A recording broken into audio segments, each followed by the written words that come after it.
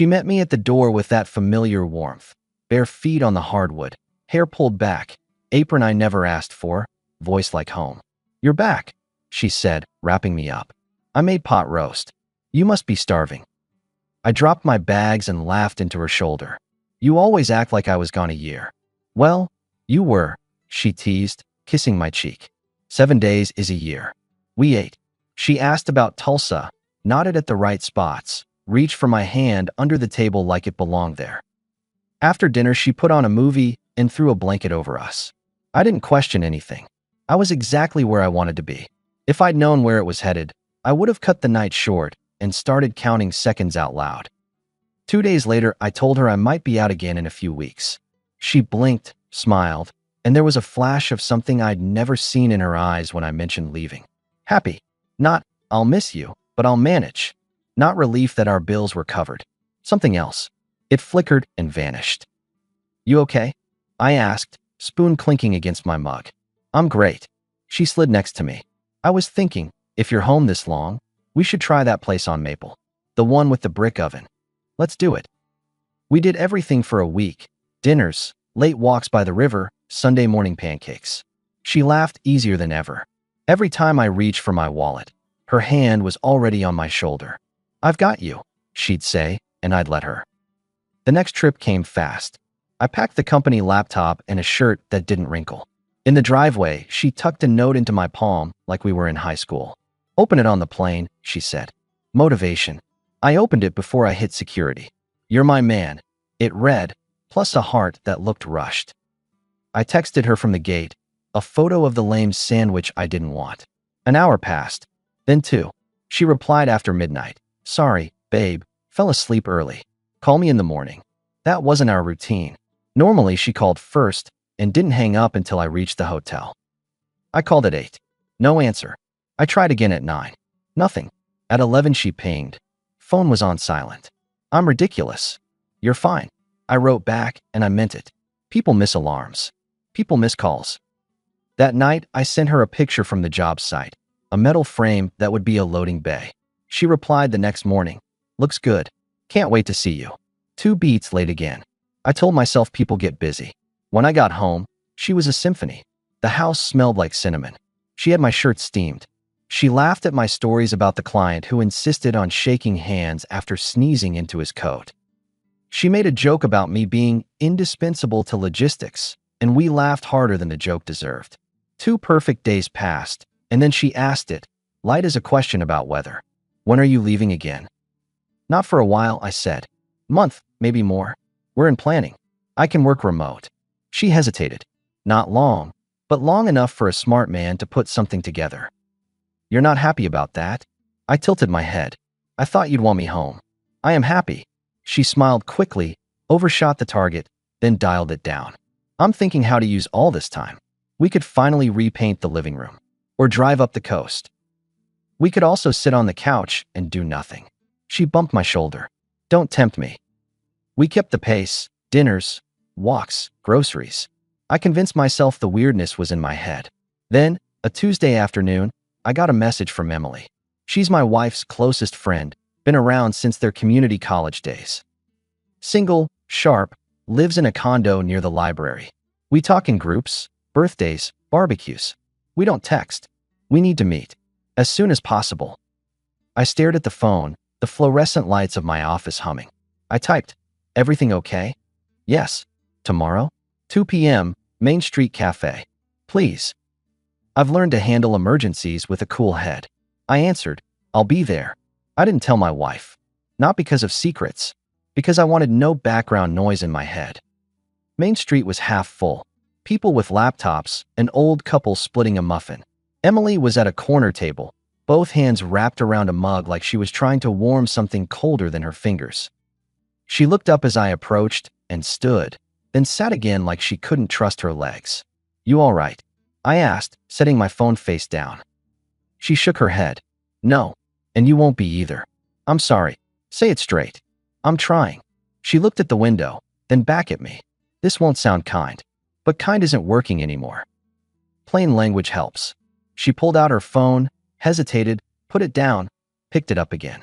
I tapped the table. "Emily, breathe." Shoot. Your wife is seeing someone, she said. Not loud. No drama. A statement you'd use to identify a coat at the dry cleaner. I didn't move. You're sure? Yes. You saw her? No. I saw the planning. The bragging. She opened her phone. Screen brightness flashed. A group chat. Names I recognized. 2 from their girls' nights. 1 from the gym. Emily handed me the phone. Scroll. I scrolled. Lines. Too many. The tone was wrong, full of adrenaline jokes and little winks. My wife in the middle of it, offering play-by-plays like she was sharing recipes. The pattern was clear, even if I didn't want to admit it. Time windows, excuses, commentary on the thrill, the assumption that I wouldn't notice. She even tossed a line about me being a traveler, like that explained everything. How long? I asked. Months, Emily said. I kept hoping it would stop. I told her it was ugly. She laughed at me, told me I'm prudish. I'm not prudish. I just have standards. She took a breath. I liked you. As a person, you carry your load. You're decent. Watching you play house while I can't sit on it anymore. Why tell me now? Because she asked me to lie for her this weekend. She wanted me to cover, to say we were doing a spa day. Emily's mouth twitched like the word tasted wrong. I'm not covering. Not for that. You know what this does to my life. Yes. I also know what the last year looked like. Send me everything, I said. She nodded. I will. And what do you want in return? People always want something. She surprised me by smiling. Not mean. Sad. I want you to stop wasting yourself. Later, I might ask for one thing. Not money. Ask later. I will. She sipped and looked out the window. I'm sorry. Don't be. Thank you. I left the cafe like I was stepping off a curb I thought was higher than it was. The air didn't change. The street didn't tilt. But the map in my head redrew itself whether I liked it or not. I booked a lawyer on the drive back to the office. I don't posture. I don't plan speeches. I go to logistics. The attorney was my age, a calm guy named Harlan with a tidy desk. He listened. I showed him Emily's screenshots. He tapped a pen twice and said, "We'll do this clean. Don't confront now. Quietly collect. Hire an investigator. Take a fake trip. That seems theatrical. It's not. It's a schedule. People reveal themselves when they think they're safe. You'll want the timeline, the names, the dates. You'll want no gaps. Then you put your signature on the exit, not hers." I signed what he put in front of me. He gave me a card for a private investigator who looked like your neighbor and charged like a surgeon. I called from the parking lot. The man answered with, "Talk to me." I gave him the outline. He gave me the terms. I agreed. That night I came home with takeout and a steady face. After dinner I said, casual, "I've got a last-minute thing in Denver next week. 5 days." Her fork paused midair. It was half a second. If you blinked you'd miss it. Already? Well, she swallowed. That's frustrating. But we'll make the weekend count. We will. She put her hand on mine. I'll miss you. I'll call, I said. The next morning I packed a bag, kissed her on the forehead, and drove to a motel on the other side of town. Small place near a tire shop. Loud ice machine. Perfect for being invisible. I texted her photos from airports online. Flight delayed. Of course. She wrote back crying face emojis and a heart, which was efficient. I met the investigator in a diner where everyone minds their own pancakes. I gave him the schedule, the address, my wife's car making plates. He gave me a plan and a discount for paying in full. Professional romance at its finest. There's a thing that happens when you stop filling silence with hope. You hear everything clearly. 3 nights in the motel, I turned my ringer off and met the guys at Jack's garage. Jack runs a body shop behind an old grocery. We drink there because it smells like rubber and honesty. You look like you fired someone, Leon said. He runs a small gym and thinks in reps. I might, I answered. Mike, a contractor with drywall dust in his hair, tossed me a bottle of root beer like I was 12. What's going on? I told them. Not the drama. The facts. Emily, the screenshots, the lawyer, the fake trip. Mike scratched his cheek. Man, I used to envy you. Thought you had the blueprint. Blueprint was on a napkin, I said. Leon shook his head. People get drunk on attention. The hangover is brutal. Jack didn't talk. Jack never talks. He handed me a shop rag for no reason, like that solved things. It helped anyway. You need anything? Leon asked. I'm good. I took a sip. You'll probably hear noise when this goes public. Keep your opinions to yourselves. I always do, Mike said, which was the funniest thing said all night. Back at the motel, I texted Emily. I kept it plain. Heard anything? She replied, she's happy. That's all I'll say. Are you okay? I'm working. She doesn't deserve you. Not relevant right now. On day 5, the investigator sent me a neat folder in an email, photos of my wife's car parked where it shouldn't be at hours that don't make sense, a man's face next to her at our porch, a name attached to a license plate, a timeline that could be read from left to right without confusion. Dates, times, door opens, door closes, lights, patterns. No commentary. I don't like commentary. I forwarded everything to Harlan. He replied within an hour. Documents will be ready in 2 days. Don't tip your hand until you have everything. Understood. I drove home the next morning without warning. I didn't want to time this. I wanted to stand where I paid the mortgage and breathe like I owned the oxygen. She was on the couch with a magazine. She looked up and did that little startled thing like I'd interrupted a reflex. Then she smiled. You're early. Flights were smooth, I said. I set my keys in the bowl and scanned the room. There was a shape to the cushions like someone had been there. Maybe that was my imagination. A glass on the table with a fingerprint that wasn't mine. Maybe that was me being sharp. Doesn't matter. Truth doesn't need props. How was Denver? She asked. Predictable, I said. Client was late. I had coffee. We shook hands. I came home. She lowered her feet to the rug and tried to hide the way she adjusted her hair. I was going to make chicken tonight. I'm not hungry. Are you okay? Let's do this clean, I told her, and my voice sounded like someone closing a file. Do what? I sat in the chair across from her and took out my phone. I'm going to walk you through a why. Then we're going to go to logistics. Ready? She didn't move. You're being intense. I have a lot of material. I opened the email from the investigator and held the screen where she could see it without coming closer. Date, time, location, repeat, repeat again. Her face changed shape. That's the best way to put it. The brightness went, the calculation arrived. She stopped blinking, then blinked too much, then stopped again, like her brain was cycling through programs and none were loading fast enough. You hired someone? She asked. I hired accuracy. That's creepy. No, that's me being done guessing. She stood up, sat down, stood up again. I can explain. Don't, I said. I already tested your emergency exits. You don't need them. We both know what this says. You don't know anything, she tried, but her voice didn't have any air in it. I didn't raise mine. I know names. I know habits. I know the afternoon you told Emily you were going for facials, and you didn't. I know the day you texted the group chat about the rush, like you were ordering dessert. I have the screenshots. If you need me to read them out loud, I can. She went quiet. Her face relaxed in a way that looked incorrect on a human being. She sat back and folded one ankle over the other like we were in a hotel lobby. So what? She said, and there it was. The mask on the table. So you can pack, I replied. You have an hour.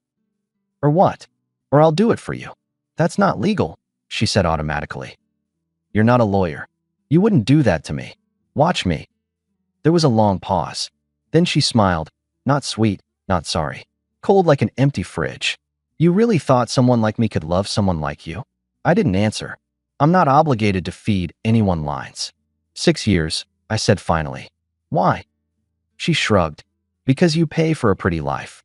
Because you were out enough to keep it simple. You made it easy. She tightened her ponytail. You're not the only one who likes options. Good, I said. Then you'll love the one I made for you. I stood and pointed at the closet. Top shelf. There's a blue duffel.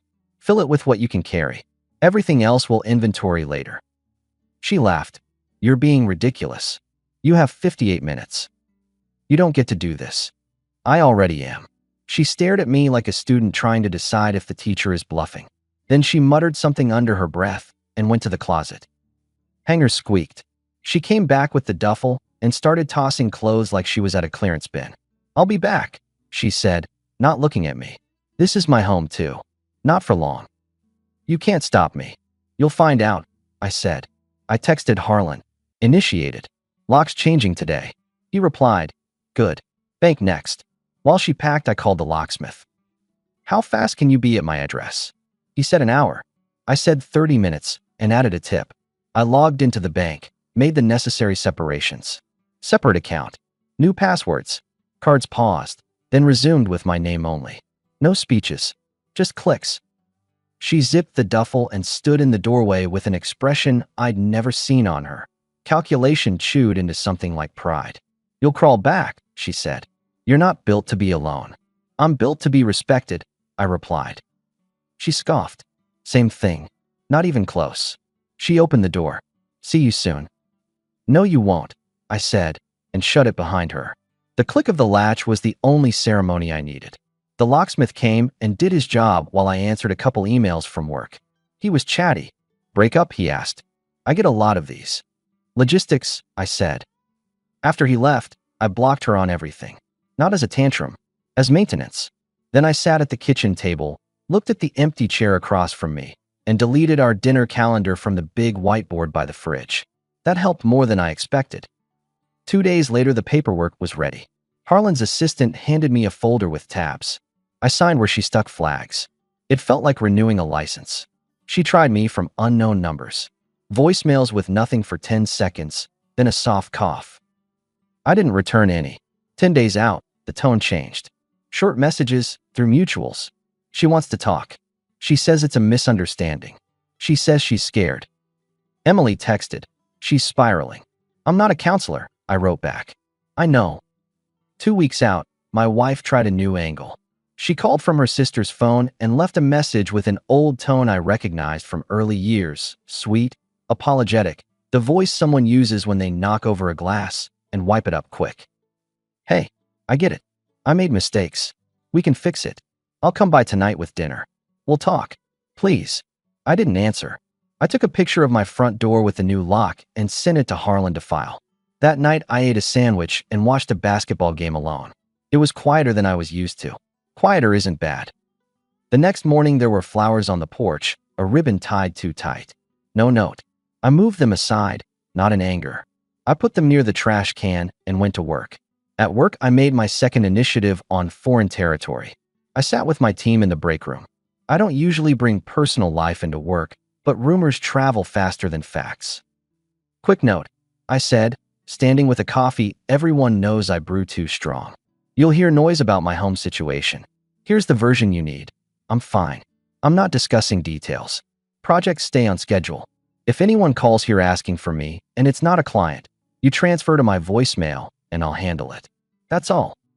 Understood, said Bree, our project coordinator. She's 27 and externally unflappable. We've got your back. Good. I sat. No drama.